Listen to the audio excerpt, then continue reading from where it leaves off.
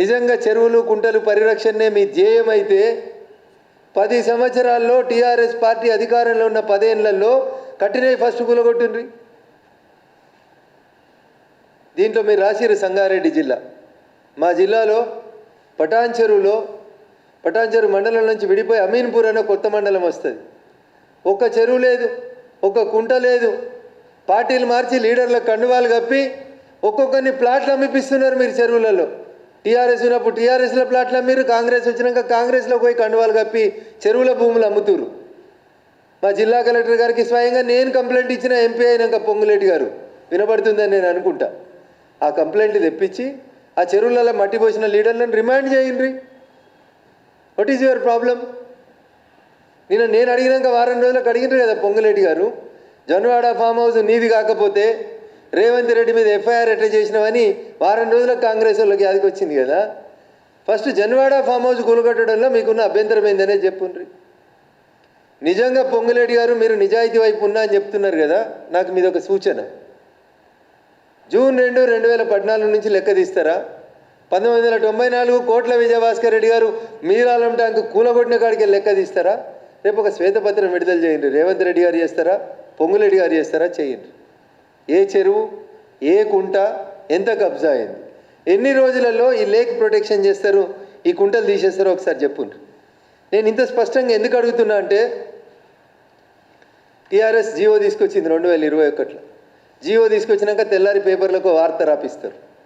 ఏమని రాపిస్తారు ఈ వార్త? జిహెచ్ఎంసీ ఎలక్షన్ల కంటే ముందు మధుబాక్ ఎలక్షన్లు అయిపోయినాక టీఆర్ఎస్ వాళ్ళు చేస్తే కొంతమంది మీడియా మిత్రులు రాస్తారు. ఏమని రాసిర్రు? విపక్షాలను ఇరికించేలా బీఆర్ఎస్ స్కెచ్, గ్రేటర్లో అక్రమ కట్టడాల కూల్చివేతకు ప్లాన్. తెల్లారంగానే గ్రేటర్ పరిధిలో ఉన్న ఎమ్మెల్యేల కండువాలన్నీ మారిపోయినాయి. 3 రంగులకి వెళ్ళి గులాబీ రంగులకు వచ్చినాయి, ఇంకో రంగులకి వెళ్ళి ఇళ్ళకి వచ్చినాయి. ఇది వీళ్ళు పేపర్లలో పెద్ద వార్త రాపిస్తారు. ఇది బీఆర్ఎస్ వాళ్ళు అధికారంలో ఉన్నప్పుడు కాంగ్రెస్ వాళ్ళని ఉద్దేశించి రాపించిన వార్త. ఇలా మరి రేవంత్ రెడ్డి గారు ముఖ్యమంత్రి అయినరు, మస్తు చేస్తున్నాడని కొంతమంది అనుకుంటున్నారు. వీళ్ళు ఇంకో పేపర్లో రాపించారు. ఏమని? బీఆర్ఎస్ నేతల భూ కబ్జాలపై యాక్షన్ షురు. ఎందుకే? బీఆర్ఎస్ వాడు ఒకటి ఎందుకే? కాంగ్రెస్ నీ కొట్టుర్రి, ఎంఐఎంఓ నీ కొట్టుర్రి, ఎవరైనా తొవ్వదప్పి మా బీజేపీ వాళ్ళు ఉంటే వాళ్ళవి కూడా కొట్టుర్రి. అద్దంటలేం కదా, అన్నీ కొట్టేసేయరి. ఈ లీకులు ఎందుకన్నా? మా మీడియా మిత్రులు కూడా ఈ ట్రాప్లో పడకురు దయచేసి. బీఆర్ఎస్ నేతల భూ కబ్జాలపై యాక్షన్ షురు. పలు జిల్లాల్లో రంగంలోకి దిగిన ఆఫీసర్లు ఎవరిని పట్టుకొచ్చిర్రా? పట్టుకొస్తే కేటీఆర్ని పట్టుకురావాలి కదా రేవంత్ రెడ్డి అనేటోడు. జొన్వాడల ఫామ్ హౌస్ దొంగ ఫామ్ హౌస్ అని డ్రోన్ ఎగిరేసింది ఎవరు? రేవంత్ రెడ్డే కదా. ముఖ్యమంత్రి అయిన 10 నెలలలో ఆ రోజు అది ఇల్లీగల్ అన్న రేవంత్ రెడ్డి ఈరోజు ఎందుకు కూలగొడతలేడు?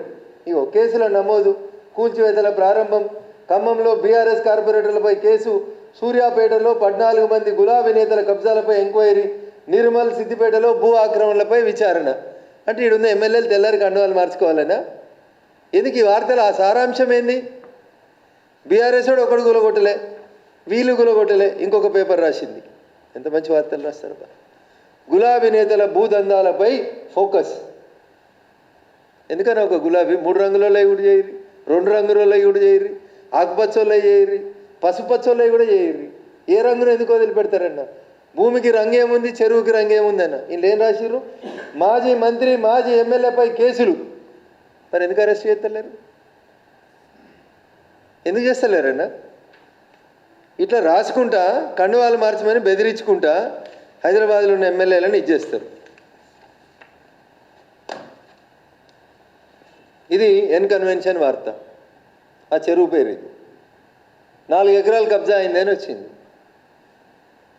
రింగ్ రోడ్ అవతల భూమి అమ్మితే, ఎకరం అమ్మితే 100 కోట్లు వచ్చిన భాగ్యనగరం ఇది. ఈడకి ఇదెందుకు కొలగొట్టిరు? 10 ఏళ్ళు ఎందుకు కాపాడిరు? ఎన్ని పైసలు తీసుకున్నారు ఈ కాపాడడం వెనకాల? ఇది చెప్పాలి. ఇది రఘునందన్ రావు చెప్పిన మాట కాదు.